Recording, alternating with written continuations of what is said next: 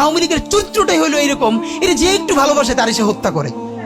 শহীদ president Ziaur Rahman Sheikh হাসিনাকে দেশে আসার অনুমতি দিছিলেন, সুযোগ দিছিলেন এবং বলছে থাক সবাই রাজনীতি করুক।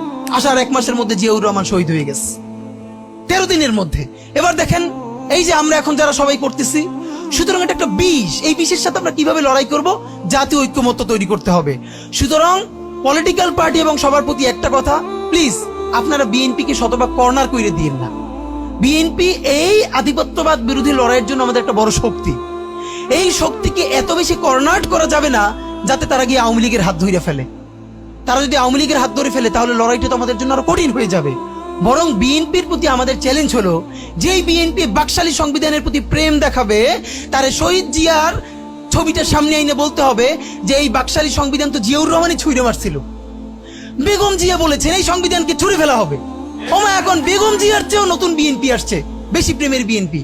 যেই শহীদ প্রেসিডেন্ট জিয়াউর রহমান ইসলামোফোবিক জায়গা থেকে বাংলাদেশের মুসলমান, বাঙালি মুসলমান সব আইডিয়াকে ধারণ করে বাংলাদেশে জাতীয়তাবাদ তৈরি করলেন।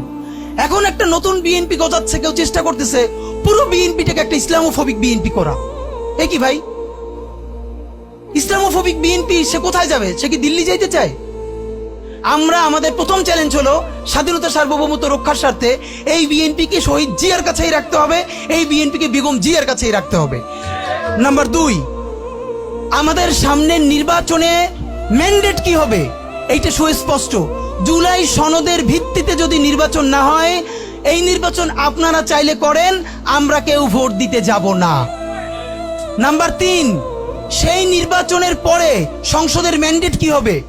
সংসদে জুলাইয়ের বর্তমান সনদে যেটা স্বাক্ষরিত হবে সবার ঐক্যমত্যের ভিত্তিতে, এটা নির্বাচনের আগে মানে সংবিধান সংশোধন করা ছাড়াই অধ্যাদেশের বলে বলে যেটা করা সম্ভব সেটা আগেই করে ফেলতে হবে এবং তাকে দিয়ে নির্বাচন করাইতে হবে।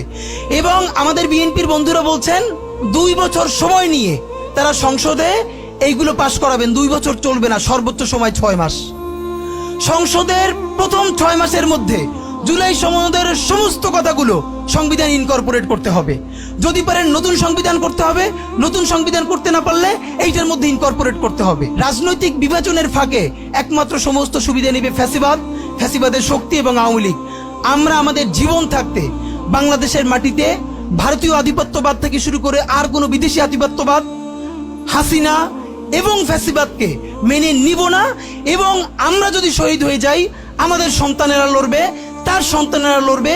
কিয়ামত পর্যন্ত বাংলাদেশ নামক জমিন যতদিন বেঁচে থাকবে ততদিন পর্যন্ত আজাদির সন্তানেরা লড়াই করবেই করবে। ইনকিলাব জিন্দাবাদ।